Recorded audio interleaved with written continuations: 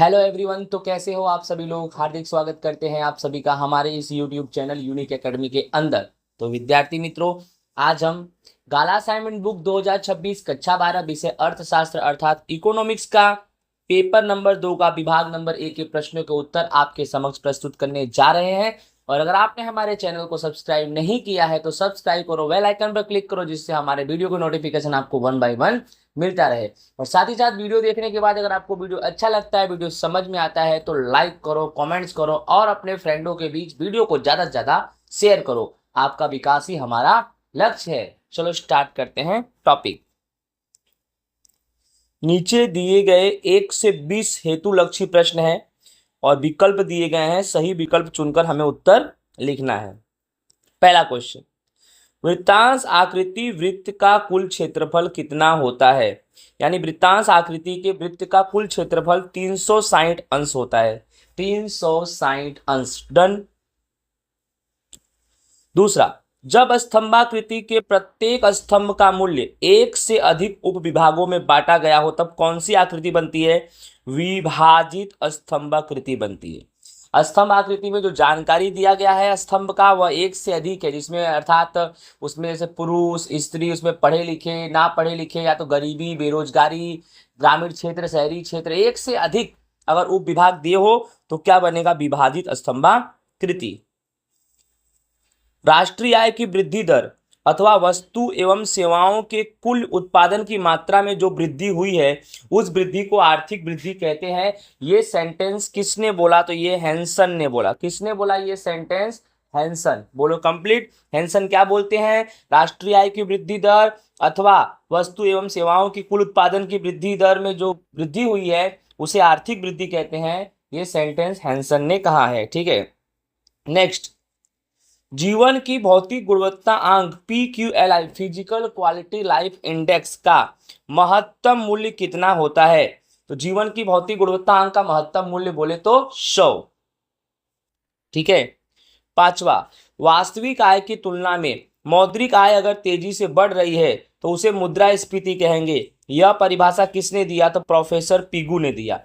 वास्तविक आय यानी जो तुम्हारी वास्तविक आय है, जो रियल में आप कमा रहे हो, उसकी तुलना में मौद्रिक आय जो है वो तेजी से बढ़ रहा है। ठीक है, तो इस एक मुद्रास्फीति है। ये परिभाषा किसने दिया? तो प्रोफेसर पिगू ने दिया। भारत में व्यापारिक बैंक के मुख्य रूप से कितने प्रकार की जमा राशि होती है? अर्थात भारत में जो भी व्यापारिक बैंक है उनका मुख्य रूप से कितने प्रकार की जमा राशि होती है? तो 3 तरह की जमा राशि होती है, 3 प्रकार की। भारत में विदेशी मुद्रा के भंडार की देखरेख का कार्य कौन करता है? तो RBI, reserve bank of India. विदेशी मुद्रा यानी हमारे देश में, जैसे हमारा देश किसी दूसरे देश को कुछ भी बेचता है तो उस देश का पैसा जब हमारे देश में आता है उसे विदेशी मुद्रा कहते हैं। इसका पूरा कंट्रोलेशन, रख रखाव, पूरा देख रेख कौन करता है? तो RBI, reserve bank of India करती है। विद्यार्थी मित्रों, समझ में आ रहा होगा आपको। आगे चलते। भारत में शहरी गरीबों के लिए प्रधानमंत्री आवास योजना PMAY किस वर्ष से शुरू की गई थी? तो बी आएगा आंसर 2015 से। कब से? 2015 से। ठीक है। Indian council of medical research ग्रामीण क्षेत्र में व्यक्ति के भोजन के लिए न्यूनतम दैनिक कितने कैलोरी निश्चित की है? तो आंसर आएगा 2400 कैलोरी। क्या आएगा विद्यार्थी मित्रों? 2400 कैलोरी। अगर याद रखना, इसमें ग्रामीण पूछा है, अगर शहरी बोलेगा तो 2100 कैलोरी। ग्रामीण 2400, शहरी 2100।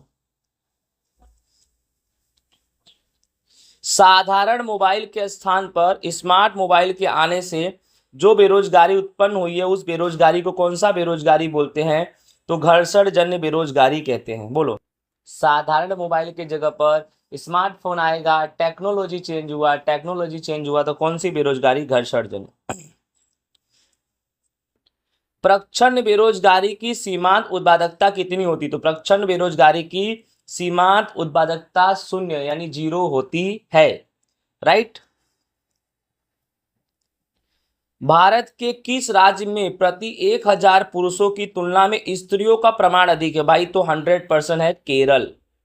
केरल में पुरुषों पर स्त्रियों की संख्या ज्यादा है। राइट। वहां महिला सशक्तिकरण क्या होता है वहां पता होता है। वहां महिलाओं को बहुत मान सम्मान दिया जाता है। ठीक है, महिलाओं को किसी भी प्रकार से शोषण नहीं होता है। ईस्वी सन 2011 में गुजरात में प्रति 1000 पुरुषों की तुलना में स्त्रियों का प्रमाण कितना था? तो 918। 2011 में गुजरात में 1000 पुरुष पर स्त्रियां 918 थी। ठीक है। नीचे दिए गए अनाज का एक उदाहरण है, तो मूंगफली ये अनाज का उदाहरण है। ठीक है। अब आप बोलोगे सर मकाई क्यों नहीं? अनाज का मतलब है जिसमें दाल निकले, तो मकाई में दाल नहीं निकलेगा, गन्ना में नहीं निकलेगा, सूर्यमुखी में नहीं निकलेगा, मूंगफली में निकलेगा। ठीक है। 15वां, व्यापार द्वारा क्या होता है? आंसर आएगा डी, उत्पादन में विविधता आती है। व्यापार से उत्पादन में विविधता आती है, अर्थात जब आप व्यापार करोगे, लेन देन करोगे, तो डिमांड होगी चीज वस्तुओं का, जब डिमांड होगी तो उत्पादन बढ़ेगा, राइट, या तो घटेगा। डिमांड घटेगा तो उत्पादन घटेगा, डिमांड बढ़ेगा तो उत्पादन बढ़ेगा। डिमांड यानी मांग, तो ये मांग बढ़ेगा घटेगा कब? जब आप लेन देन करोगे, व्यापार करोगे तब। ठीक है। तो व्यापार द्वारा क्या होता है? तो उत्पादन में विविधता आती है। नेक्स्ट, 2014 में विश्व की कुल निर्यात में भारत का कौन सा स्थान था? 19वां स्थान, राइट। ये निर्यात का मतलब होता है बेचना, यानी 2014 में भारत कितना वस्तुओं को बेचता था, उसमें उसका स्थान क्या था? 2014 में पूरे विश्व में देखा जाए तो भारत का निर्यात में, बेचने में 19वां नंबर स्थान था। खाकरा बनाने का उद्योग नीचे में से किस प्रकार के उद्योग का उदाहरण है? तो खाकरा ये सब गृह उद्योग है, घरों पर बनता है, जो चाय के साथ हम खाते हैं, खाकरा। ठीक है। आगे देखते हैं। पूंजी निवेश के आधार पर उद्योग के कितने प्रकार है? तो पूंजी निवेश के आधार पर उद्योग के कुल 5 प्रकार है। कितने प्रकार हैं? 5। 2050 तक विश्व की कितनी जनसंख्या शहरों में निवास करेगी? राइट, तो 2/3 भाग। बोलो, 2/3 भाग। 2050 तक विश्व में कितनी जनसंख्या शहरों में निवास करेगी? 2/3। मतलब बहुत बड़ी बात है ना। अगर 3 व्यक्ति होते हैं ना, तो 3 व्यक्ति में से 2 व्यक्ति शहर में होंगे। घुमा फिरा के गांव का डबल बोल देंगे, ग्रामीण संख्याओं का डबल शहर। ठीक है। लास्ट, खाद्य जंगल मॉडल में नारियल को कितनी दूरी पर लगाना चाहिए? तो नारियल के पौधों को 32 बाई 32 की दूरी पर लगाना चाहिए।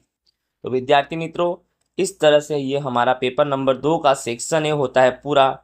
आई होप आप सभी को अच्छे से समझ में आ गया होगा। चलो, जय हिंद, राधे राधे। मिलेंगे नेक्स्ट वीडियो में नेक्स्ट टॉपिक के साथ।